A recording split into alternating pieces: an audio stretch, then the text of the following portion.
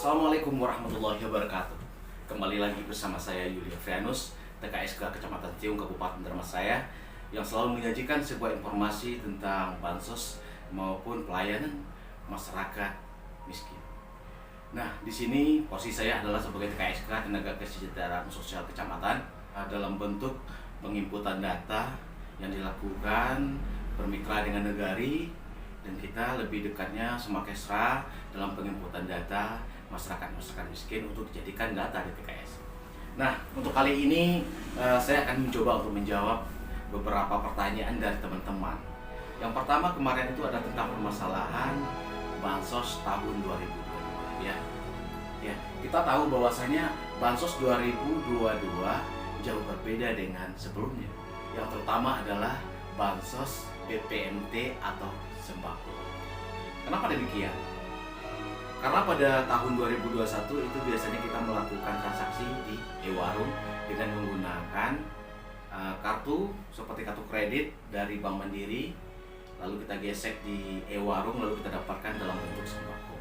Namun pada tahun 2022 khusus bulan Januari, Februari, Maret itu pencairannya dalam bentuk tunai, dalam bentuk uang yang dilakukan dari PT Pos. Masing-masing KPM dibayarkan 3 bulan mendapat 600. Nah, di sini kita lihat beberapa pertanyaan dari keluarga penerima manfaat.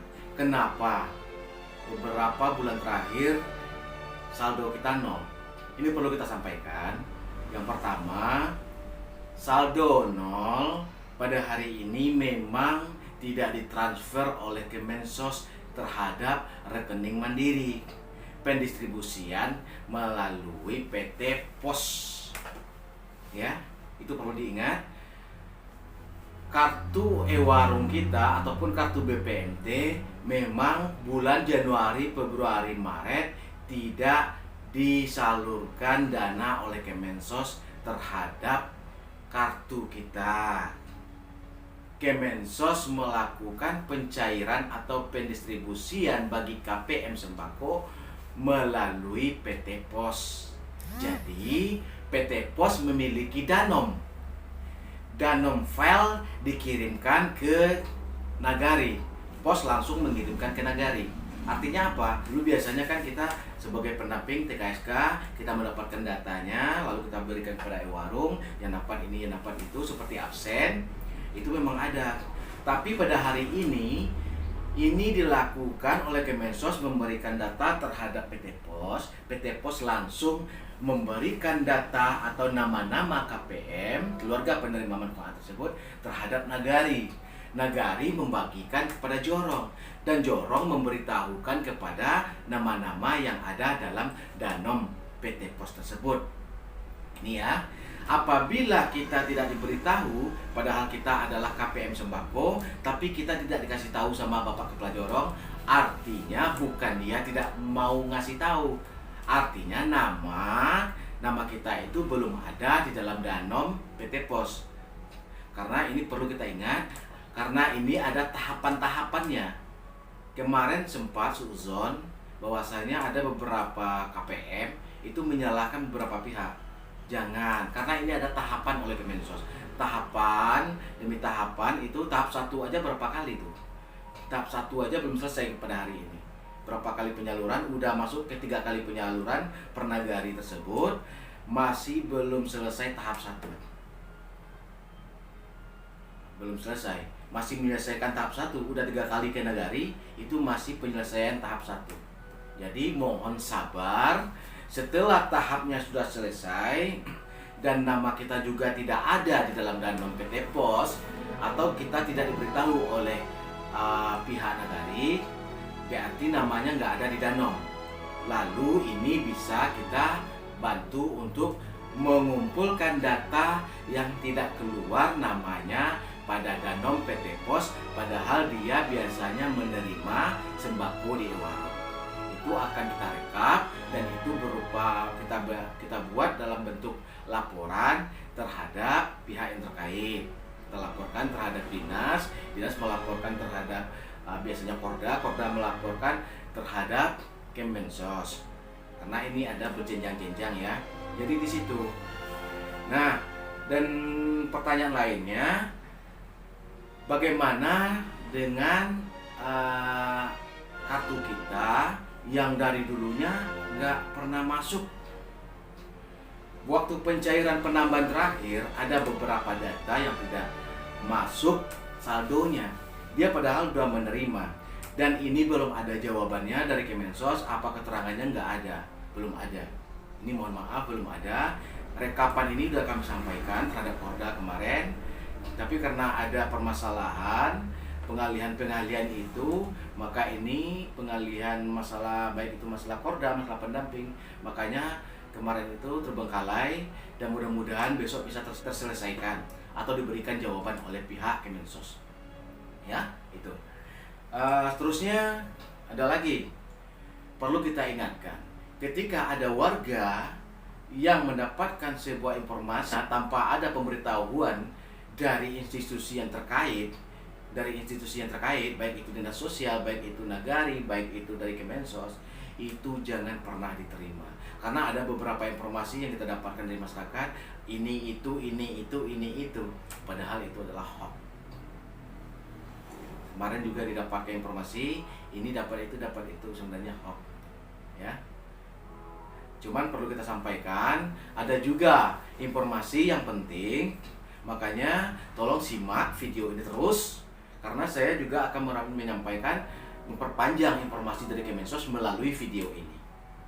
Maka oleh sebab itu, bagi KPM ataupun masyarakat yang membutuhkan informasi tersebut, silakan komen di bawah agar saya bisa untuk memberikan informasi, menanyakan beberapa apapun informasi tentang masalah bansos, tentang masalah fakir miskin, masalah kesenjangan sosial di tengah masyarakat, masalah disabilitas, masalah lansia, dan lain sebagainya. Pokoknya masalah sosial, silahkan tanya di kolom komentar di bawah, nanti akan saya jawab. Dan apabila bisa kita selesaikan ke lapangan, insya Allah kita akan pergi ke lapangan untuk menyelesaikan dengan pihak terkait.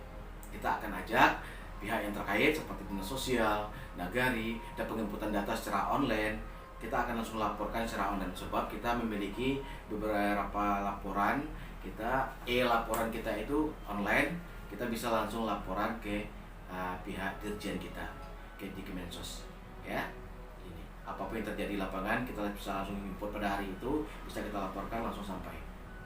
Insya Allah, baik itu dalam bentuk audio visual maupun dalam bentuk dokumen foto. Ya. Dan bagi KPM, keluarga penerima manfaat, terutama sembako, PKH sembako murni, ini perlu kita juga sampaikan. Bagi yang belum, mohon sabar dulu ya. Jadi karena ini ada tahapan-tahapannya, dan apabila selesai tahapan ini semua, maka kita akan input dari ketua kelompok siapa saja yang tidak mendapatkan bantuan program sembako melalui BSD PT Pos ini, siapa saja. Nanti kita akan kumpulkan, lalu kita sampaikan terhadap pihak yang terkait. Ya, itu yang perlu kita sampaikan. Tapi sebelum ini belum selesai, tahapannya belum selesai, mohon sabar dulu. Itu. Terutama saya ingatkan lagi, jangan pernah menyalahkan siapa-siapa. Karena kita menginginkan semua bantuan ini sampai kepada kita semua.